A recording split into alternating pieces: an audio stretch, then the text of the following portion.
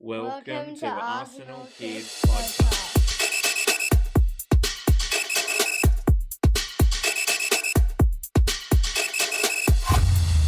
Hello and welcome to Arsenal Kids Podcast. My name is Ben. I don't have my usual co-host Madi with me this time around as she is at youth camp, but you do have me, and it's great to have you join us for this episode where we've got 3 more games to get through. So let's get into episode number 166. And this time on Arsenal Kids Podcast, we're going to look at those 3 men's teams games. In part 1, let's look at our 2-0 defeat to Newcastle in the first leg of our League Cup semi-final tie at the Emirates. And we're also going to look at our exit out of the FA Cup following a defeat after extra time and penalties to Manchester United. Then, in part number 2, we can focus on how North London is red after we got back to winning ways in the Premier League as we defeated rivals Tottenham by 2-1 at home. Always a joyous occasion. And you might be wondering, where is that women's FA Cup game that was scheduled? And unfortunately, that had to be postponed due to a frozen pitch. And so I can tell you that the next women's team game, which we're going to be covering, is coming up on the weekend as they play Crystal Palace in the Women's Super League. And that will be with new head coach Renee Slegers, who has now been named, breaking as I record right now. So all to come on this episode, and more to come on Renee in an upcoming episode. But a quick reminder though that we would love for you to help us to grow our Arsenal Kids community. So we'd love for you to share our content to your family and friends, as you know that you can find us on Apple Podcasts, Spotify, Amazon Music and YouTube, and everywhere that you can pretty much find podcasts. But we would love for you to join us on this Arsenal adventure together. But let's go straight to the Emirates Stadium, back where manager Mikel Arteta found out that some of his squad players had recovered from the illness that swept through the camp prior to the League Cup tie against Newcastle. But unfortunately, as we know now, not only is Bukayo Saka injured, but in the last Premier League game that we played prior to this one, where I thought Nwaneri was withdrawn due to his yellow card and to manage his minutes, he also was injured. So there were 5 changes to the squad from that last game. And it did not go too well in this game. In a nutshell, as despite having a massive number of goal-scoring chances, we failed to take any of them. And they had a little bit better touch of class in terms of their centre forward, who continues to be linked with the move to the Gunners. But Alexander Isak, he scored on 37 minutes, and he really is in red hot form for Newcastle at the moment, which is great for them, but not so good for us. It felt like it was a little bit too easy for the visitors as the ball was lumped upfield by the keeper from a free kick, nudged on, and Isak did what he has been doing for the opposition and put the ball into the net.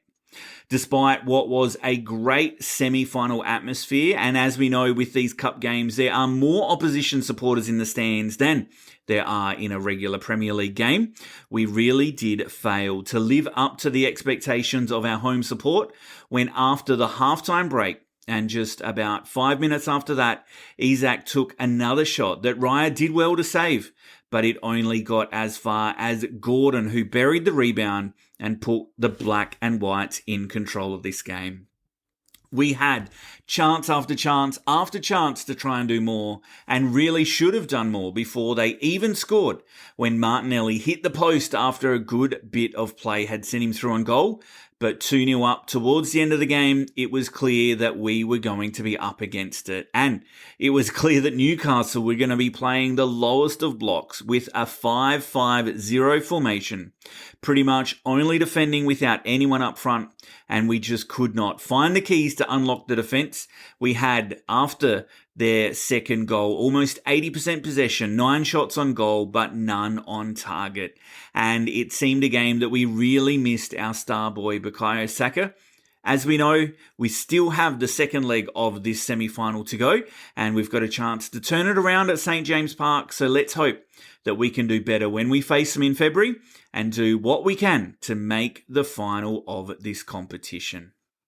Our next game following that one against Newcastle was in a different cup competition, the one in which we do have our most recent trophy, the FA Cup, and it was a pretty unexciting first half against Manchester United. If I'm honest, with the biggest excitement that we lined up in our all-white, no more red kit, highlighting the ongoing fight the club is supporting against knife crime in London.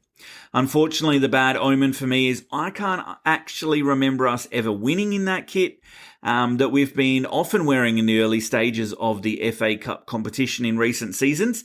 And unfortunately, it proved to be the case once again, as despite us being keen to set the stage following our recent loss to Newcastle, we did get the ball in the back of the net on 20 minutes, but the flag went up for offside, and with no VAR to check, the decision of no goal stood. The worst thing, though, that did happen in that first half was that Gabriel Jesus was stretchered off after returning to the lineup, and we've since discovered that he has done an ACL, anterior cruciate ligament injury, meaning he's going to have a 9 to 12 month layoff, which is really not ideal with all the other injuries we currently have. But early in the second half, United, they broke the deadlock scoreline with Fernandes giving Raya no chance after a good run, maybe a bit too easy from Garnacho in midfield. Again, more United supporters in the stadium as it was a cup game. I think almost 8,000, and they found their voice. And we tried to hit back. When Dalot dived into Martinelli recklessly, while already on a yellow card, there were no surprises that he was then sent off. And from that resulting free kick, Gabriel found the equaliser. Not with his head, as you might expect, but it was a good shot from him, deflected in, but it meant the scores were level with us having a one-man advantage. And with 20 minutes then of regular time to go, Havertz was fouled by Maguire in the box. The referee pointed to the spot. Odegaard stepped up, but his effort was saved by their keeper. And despite creating more chances, we could not do enough. Kai Havertz, he still doesn't look 100% since his return from illness. And despite an additional 30 minutes of added time, we failed to capitalise on the advantage we had, meaning that the game went into a penalty shootout. United, they won the toss. They started the spot kicks first, and it was our second spot kick. This time, again, from Kai Havertz, who maybe was not at the peak confidence as he's been even just a few weeks ago. And his tame shot was saved by the United keeper, and that was enough for them, as Raya did not save a single shot.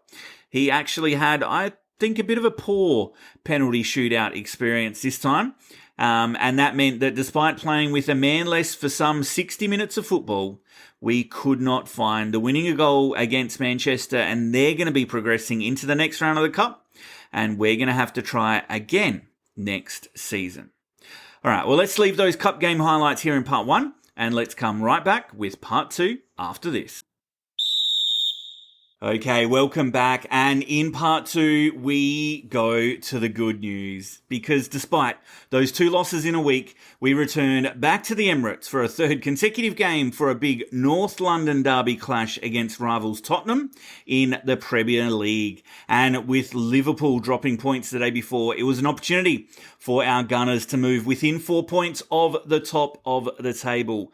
And having just 4 fit attacking players, it's no doubt something that we'll share more on in an upcoming episode about our need to do something in the transfer window about that.